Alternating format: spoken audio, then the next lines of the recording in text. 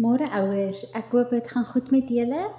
Ek het vir die kinders beloof, vir die wat by die studiemetode werkswinkel was, dat ek vir julle as ouers 'n videoetjie sal stuur om net te vertel van wat is dit wat ons gedoen het en waaroor ons gesels het.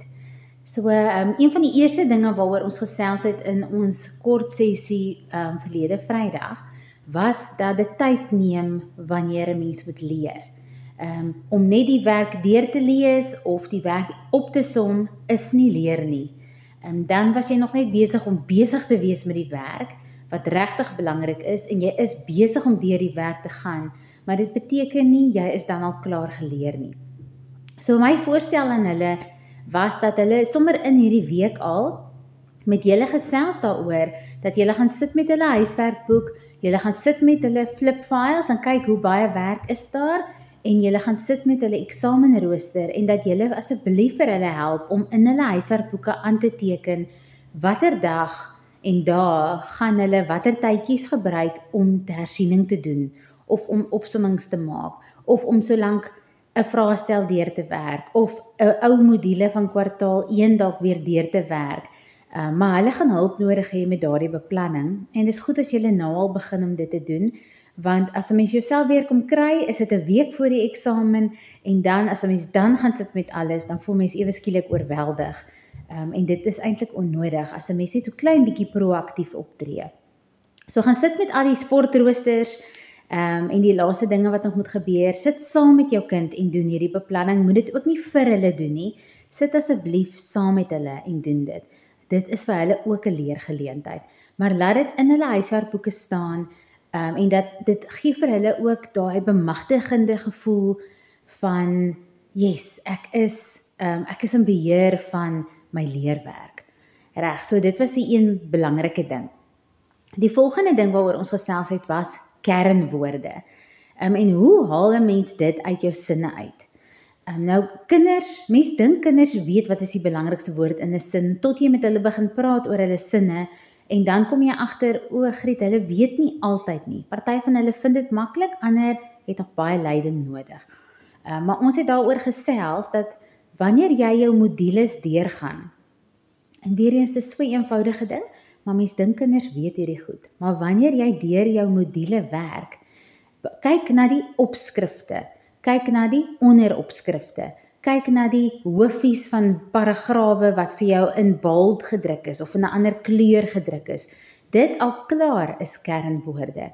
So om 'n kind net bewus te maak van hierdie struktuur binne in sy module wat gebruik is. Daar's opskrifte, daar's letters in bold, daar is letters wat genommer is of woorde wat genommer is, A en dan B en dan C. Hierdie goed is kernwoorde. En dit is dikwels sommer al klaar vir jou uitgelig. En dan het ons gesels oor die vat 5. Die vat 5 van hoe 'n kernwoorde uit 'n paragraaf uithaal. En die vat 5 gaan daaroor dat jy het so 5, miskien 6 vrae wat jy vir jouself kan vra in 'n sin, wat jou help om in 'n sin of uit 'n paragraaf of uit 'n bladsy se werk uit die kernwoorde uit te haal. En die eerste vat 5 vraagie het ek vir hulle in die middel van hulle hand laat neerskryf. Ons het die hand op 'n bladsy geteken en toe in die middel het ons geskryf waaroor. Waaroor gaan hierdie werk? Waaroor gaan hierdie eksperiment? Waaroor gaan hierdie paragraaf? Dit is jou heel eerste vraag wat jy vra en daai antwoord gaan vir jou die kernwoord gee. En dan kry jy jou ander vraag wat op die vingerpunte van daai hand voorgestel was. En dit is wat? Waaroor gaan hierdie ding is die eerste vraag en dan wat van daai ding sê hulle vir my in hierdie paragraaf?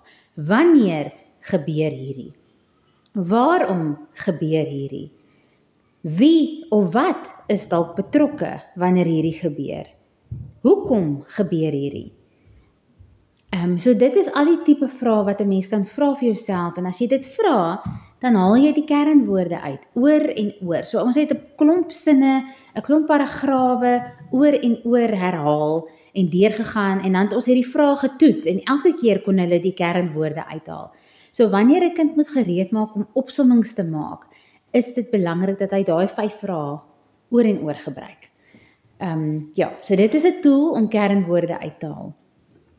Toe het ons gesels oor, maar nou wat nou? Nou het ek die kernwoorde, nou hoe doen ek opsommings? Nou daar is baie maniere van opsommings.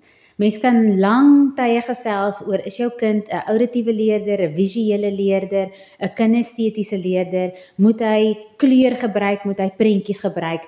Daar's klomp maniere, maar ons het een manier verlede Vrydag deurgewerk, wat ek nou met julle gaan deurgesels, en dit is die brugmanier, die brugmetode vir opsommings. Dit is baie dieselfde as 'n mindmap, dis klein bietjie meer gestruktureerd. Dis so tussen 'n puntsgewys opsomming en 'n mindmap. So dit is 'n veilige ene vir wie 'n mindmap dalk te wild is, en vir dies wat nie so hou van die onder mekaar puntsgewys metode nie. Hierdie is 'n veilige middeweg dan. En dis 'n goeie begin, en dit help die kinders om struktuur te ervaar wanneer hulle opsommings doen, en ook om die struktuur binne in hulle module te gebruik. So ons het weer eens gegaan en ons het gaan kyk na 'n afdeling binne in hulle module. En ek gaan dit sommer gou vir julle so verduidelik.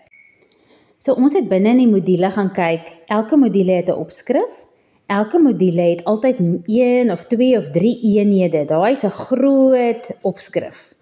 Onder dit kry hulle dan onderopskrifte, soos ons nou net ook gesê het, en daai goed is vir hulle clues, oor wat is hulle brug waarin hulle gaan werk. Nou hierdie spesifieke module is die 3 fases van materie, So as ons vra waaroor gaan hierdie afdeling, die 3 fases van materie, en dit is dan, as jy hier kyk, dit is hulle brug. Dit is die brug se naam, die 3 fases van materie. Nou vir elke afdeling of elke eenheid kan jou kind 1 bladsy gebruik en hy begin dan met sy brug. Wat is die brug se naam? En dit mag verskillend wees vir verskillende kinders, wat hulle dalk sien meeste uitstaan vir hulle, maar oor die algemeen is die opskrifte vir jou die groot klou. So die 3 fases van materie is hulle brug se opskrif gewees, die naam van die brug. Dan gaan kyk ons weer binne in die module, en ons het gaan kyk, wat is alles in die module? So die eerste vraag was, waaroor gaan die module? En wat daarvan? Wat van die 3 fases van materie? En hulle het toe saam met my gaan kyk weer eens na, kyk hier is 'n hele bladsy, en dan sit in kolomme verdeel, en die 3 fases van materie word daar gesien, vaste stof, vloeistof en gasse. So jou brug het dan pilare waarop hy staan. Dit help jou kind net om struktuur te verstaan en om te sien hoe werk uiteengesit is. En baie keer word dit ook in vraestelle dan so gevra. So dit skep net daai maklike struktuur in die brein. So jou brug of tema mag dalk 3 of 4 of 5 onderafdelingkies hê. So jou brug mag dalk 5 pilare hê. Maar in hierdie afdeling het hierdie brug 3 pilare. En die 3 pilare is vaste stof, vloeistof en gasse. En ons het dit so neergepen en toe het ons binne in elkeen van hierdie gaan indelf. Reg, waaroor gaan hierdie afdeling? Die 3 fases van materie. Wat daarvan? Wat van die 3 fases? Dis gedeel in 3 afdelings. Daar is 3 fases van materie. Reg, nou wat sê hulle vir my oor vaste stowwe?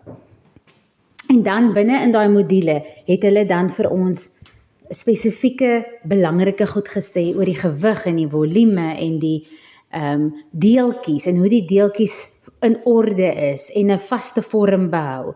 Al sulke tipe dinge word dan binne in hierdie module gesê.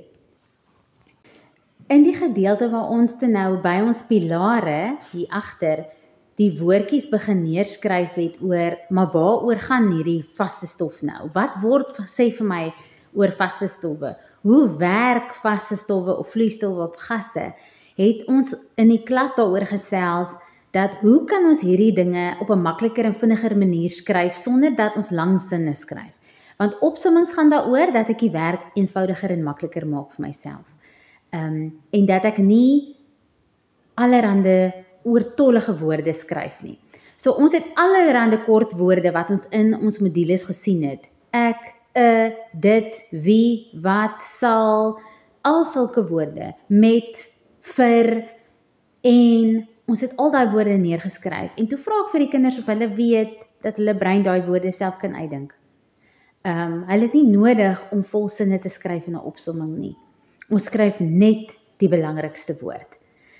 So wat van vaste stof? Dit behou gewig. Wat van die volume? Dit behou volume. Wat van die orde? Deeltjies is in orde. Jy kan selfs 'n prentjie teken, het ons oorgesels. As jy hou van prentjies, dan sit jy prentjies by hierdie kernwoorde. Maar as 'n mens hierdie brugmetode gebruik vir elke eenheid of elke deel in jou modules, gaan jy sien dat as jy saam met jou kind hierdie doen, julle gaan opeindig met dalk 4, 5 bladsye, 6 bladsye waar hierdie struktuur gebruik is en dis jou kind se leerwerk. Dan is dit belangrik dat hulle, nadat hulle al hierdie kernwoorde neergeskryf het, hulle het hulle brugmetode gebruik, dat hulle dan die werk deurgesels, om daai volsinne wat hulle nou moet maak met hierdie kernwoorde te oefen. Ek het vir hulle vrae gevra oor hierdie werk, en vir hulle gewys dat alhoewel daar nou 'n kort kernwoordjie op jou opsommingsbladsy staan, beteken dit nie dat jy daai een woord antwoord in jou vraestel gaan skryf nie, want jy gaan nie jou punte dan kry nie. Jou juffrou soek volsinne, sy soek verduidelikings. Hierdie woordjies is so sleutels. Hulle sluit die antwoord in jou brein oop. So ek het vrae vir hulle gevra en dan kyk hulle na hulle opsommings en hulle antwoord dit vir my in volsinne. So hierdie is maar 'n manier van hersien.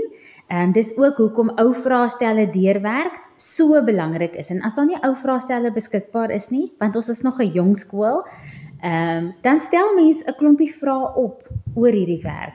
En sommer net 'n maklike ene, as mens AI gebruik om jou vraestelle op te stel, so maklik.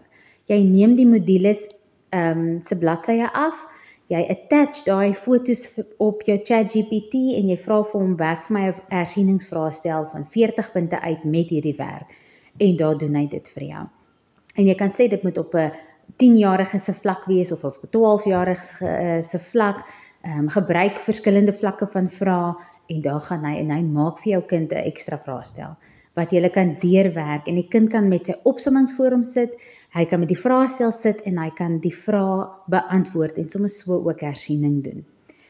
Dan het ons gesels oor, as ek nou hierdie onderafdelings, as ek nou hierdie woorde oor gasse of vloeistowwe of vaste stowwe geskryf het, wat se triks is daar dat ek hierdie dinge dalk makliker en sommer in een klap kan onthou? En ons het toe gesels oor triks. Wat se triks is daar wat 'n mens kan gebruik? Nou hierdie is eenvoudige triks wat ek sommer gou vir julle gaan wys. En ons het gesels hoe om liedjies en rympies te gebruik, hoe om nuwe woorde op te maak met die letters van woorde, hoe om akronieme te gebruik en van hulle het vir my nonsens stories gaan opmaak met die kernwoorde. Ons het almal saam gelag daaroor en toe ek weer vir hulle vrae oor dit vra, kon hulle die stories en die assosiasies gebruik om hulle kernwoorde te onthou, sodat hulle vrae volledig kan antwoord. So dit was 'n baie lekker interaktiewe sessie. Hulle kon sien dat leer eintlik maklik en bemagtigend kan wees, as jy net die regte strukture volg. So net in opsomming, dit wat die heel belangrikste is om tyd te maak, om 'n hersieningsroostertjie uit te werk, nou al, saam met jou kind, om opsommings klaar te maak, en die brugmetode, of jy kan mindmaps gebruik of onder mekaar, maar om opsommings op te stel wat kernwoorde gebruik. En as jou kind hou van prentjies, sit prentjies by. As jou kind hou van kleur, laat hulle kleur gebruik.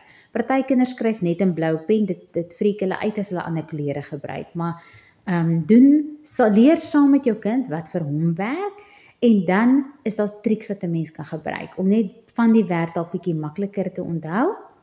En heel laaste, vind leer eers regtig plaas wanneer 'n mens eintlik vrae begin antwoord.